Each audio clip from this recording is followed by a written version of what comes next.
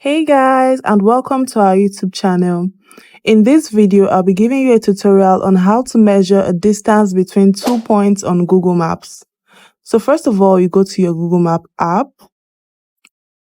At the top, you click on where you want to measure. Let's say you want to measure between Luton and Basildon. You click on the first option by car, and then you see it below that it's 57 miles away. And you can get there by car in 1 hour 10 minutes. By bus should be 1 hour 41 minutes.